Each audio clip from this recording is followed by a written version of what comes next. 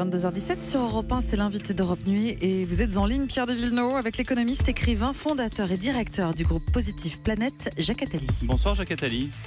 Bonsoir. Votre tribune dans Le Monde fait parler, vous parlez aux candidats, différents candidats de gauche, à la primaire ou à la présidentielle. Dans quelle posture êtes-vous? Dans celle du sage tentant de rassembler comme la droite a su le faire jusqu'à présent avec la primaire, ou dans celle du maître d'école disant à ses élèves de surtout pas la ramener? Par définition, un maître, c'est un sage, et je ne sais pas si je suis un sage, mais les deux positions dont vous parlez ne sont pas inconciliables. Je suis dans une position à la fois intérieure et extérieure, où je regarde cela, et je dis, puisque vous dites que la droite, c'est la catastrophe, puisque vous dites que la droite conduit au chaos, prenez vos responsabilités, créez les conditions pour ne pas la laisser arriver au pouvoir. Et si vous ne faites pas une primaire de la gauche comme la droite a si bien réussi, vous avez la certitude que la droite l'emportera et qu'elle sera avec l'extrême droite au deuxième tour. Donc c'est un pur raisonnement arithmétique. Alors, et un appel au calme, pour une primaire qui devrait bien se passer.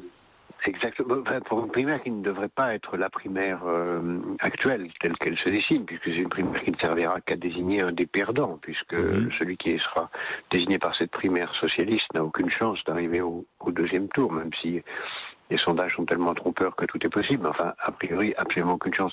Par contre, si c'est une vraie primaire qui rassemble tous ceux de gauche qui aspirent à la fonction suprême, à ce moment-là, arithmétiquement, le total le mettra, celui-là, en tête des candidats du premier tour, et donc certains d'être au second, ce qui quand même change beaucoup de choses. Alors en appel, c'est-à-dire au début de la tribune, vous vous adressez à Hollande, à Mélenchon, à Macron et les autres. Il n'y a pas Valls explicitement. Est-ce que c'est un choix de votre part? Ou est-ce qu'il est dans les autres? Il est dans les autres. Vous mettez cher François, cher Jean-Luc, cher Emmanuel et les autres. Donc si je comprends bien, Jean-Luc c'est Jean-Luc Mélenchon, François c'est François Hollande, Emmanuel c'est Emmanuel Macron et les autres. Oui, en effet. Donc il n'y a pas Manuel. Non, mais vous voyez la liste qui est donnée dans l'article, il y a en effet Manuel Valls, il y a Monsieur Jadot, Madame Pinel et autres consorts. Donc, à ma preuve du contraire, jusqu'à aujourd'hui, et même à l'heure où nous parlons, les trois dont je parle sont les trois plus vraisemblables, plus importants candidats, ceux qui sont donnés le plus souvent. Je n'exclus pas n'importe qui de plus qui viendrait, y compris vous, cher ami. Jacques Attali, comment est-ce que vous avez analysé aujourd'hui le face-à-face ou cette espèce de paroi de verre qu'il y a entre François Hollande et Emmanuel Valls, qui d'ailleurs a dit qu'il ne démissionnera pas? C'est un signe d'apaisement?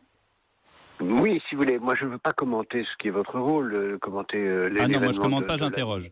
Oui, je ne veux pas répondre sur les sujets de la demi-heure. Moi, ce qui m'importe aujourd'hui, c'est que la gauche sera en situation de remplir son rôle démocratique. Et pour ça, il faut qu'elle ait une vraie primaire. Sinon, le premier tour de l'élection présidentielle fonctionnera comme une primaire. C'est idiot, autant l'avoir avant. Donc, ils ne pourront pas échapper à la primaire, mais si elle se passe au cours du premier tour de l'élection présidentielle, elle aura servi à rien. Et de toute façon, il y aura ce moment de vérité où on saura lequel des trois. Alors, est-ce que ça sera Hollande, Macron et Mélenchon, ou Valls, Macron et Mélenchon, ou Valls, Hollande, Macron et Mélenchon, peu importe. La question est qu'à un moment ou à un autre, ils seront dans les électeurs. Il serait plus raisonnable d'y être avant pour créer les conditions que celui qui sera en tête puisse avoir une chance d'arriver au second tour. C'est d'une grande banalité ce que j'écris, mais il faut vraiment que ça soit dit et entendu. C'est pour ça d'ailleurs que cette tribune est devenue un appel à signer sur change.org pour qu'un maximum de gens de gauche qui s'y reconnaissent puissent faire pression sur leurs candidats pour que les égos disparaissent. Car tout ça n'est qu'une question d'ego. Oui, Macron, on a l'impression que vous n'y croyez pas. Vous le mettez au même titre que Mélenchon au premier débattu. Ben oui, Mélenchon, Hollande... Selon votre opération arithmétique, bien sûr. C'est ça. Mélenchon, Hollande, Macron, Valls et tous les autres ne pourront être font une compétition pour le premier débattu, parce que dans l'état actuel des choses, il n'y a absolument aucune chance qu'ils soient devant ou François Fillon ou Marine Le Pen. C'est hors de portée s'ils restent divisés. C'est parfaitement accessible s'ils se rassemblent. Et c'est d'ailleurs ce qu'ils espèrent, puisque chacun d'entre eux pense que les deux autres vont céder et ne pas se présenter au dernier moment. Mais c'est un calcul suicidaire. Macron, vous le connaissez bien, il a changé. Et d'ailleurs, pourquoi est-ce que vous le mettez à gauche, Macron? Il a tellement dit qu'il était ni à gauche, ni à droite, ni au centre. Écoutez, je ne sais pas où le mettre, mais à ma connaissance, il n'a pas été candidat à la primaire de droite. De droite, non, mais ça ne veut pas dire qu'il est forcément à gauche, si? Lui-même a dit qu'il était de gauche. Il a dit explicitement, peut-être qu'il a dit parfois des choses contraires, mais il a dit aussi... Oui, il a dit qu'il n'était pas socialiste, donc il est de gauche. Voilà, il n'est pas socialiste, mais il est de gauche. Il y a beaucoup de gens qui sont de gauche et pas socialistes. Ça, c'est très nombreux d'ailleurs. S'il n'y avait que des socialistes parmi les gens de gauche, le problème de la primaire ne se poserait plus, puisqu'ils seraient tous dans la primaire. Hillary Clinton a été écartée, semble-t-il, en tout cas c'est une des hypothèses, car elle a été la candidate du système. On a l'impression que tous ces candidats qu'on voit là, sauf un justement, sont des candidats du système. Comment est-ce qu'on peut faire un rapprochement déjà? Je ne sais pas ce que vous appelez candidat du système. Est-ce que de l'establishment, si vous préférez. Oui, le fait d'avoir été Premier ministre pendant 5 ans du président précédent, est-ce que c'est dans le système? C'est pourtant lui qui a été désigné. D'être la fille de son père, c'est-à-dire d'avoir hérité d'un parti politique, est-ce que c'est du système? Sans doute. Est-ce que le fait d'être inspecteur des finances et d'avoir fait toute sa carrière dans les cabinets ministériels et les grandes banques, est-ce que c'est être hors système? Est-ce qu'avoir été assistant parlementaire pour devenir Premier ministre, c'est être hors système? Est-ce qu'avoir été à la Cour des comptes pour faire toute sa carrière dans un parti politique pour devenir président de la République, c'est hors système? Est-ce qu'être sénateur ou député européen, c'est être hors système?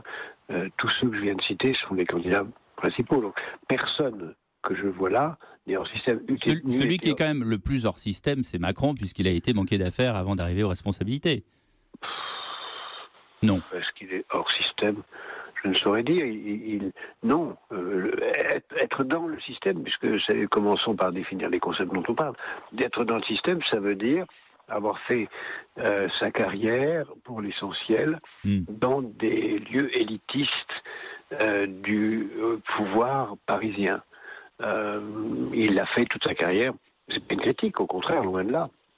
Il a fait toute sa carrière dans les lieux élitistes du pouvoir parisien, parmi eux une banque d'affaires et parmi eux aussi le palais de l'Élysée. On ne peut pas dire qu'il soit hors système pour autant. Il est hors système au sens où il n'est pas parlementaire. Ça, c'est en effet une caractéristique qui lui est propre. Vous terminez la tribune en disant « Rendez à la France l'espoir qu'elle mérite ». C'est qui l'espoir? C'est quoi? C'est l'espoir de... Puisque la France est un grand pays, elle peut être la première puissance du XXIe siècle en Europe, au moins. J'en suis absolument convaincu. Mais c'est pas avec les politiques que les gens de gauche ne proposent pas, ou pourraient proposer, qu'on y arrivera, puisque de toute façon ils divisent. Et ce n'est pas non plus, à mon sens, avec le programme tel qu'il est écrit de François Fillon, qui va d'ailleurs sûrement s'amender, et qui contient d'ailleurs des choses très intéressantes. Je ne suis pas du tout hostile à la totalité de ce qu'il propose, il y a des choses vraiment très, très justes. Sûrement s'amender, vous dites sûrement? Oui, je pense qu'il va sûrement s'amender parce que, entre maintenant et l'élection présidentielle, ne serait-ce que parce qu'il va falloir qu'il trouve une majorité parlementaire. On oublie trop qu'en France, le président est chargé des affaires de souveraineté et que le Parlement est chargé des affaires de la vie quotidienne des Français. Et l'essentiel des choses qui ont constitué le débat à l'élection présidentielle dans les débats des primaires ne portait pas sur des sujets de compétence présidentielle.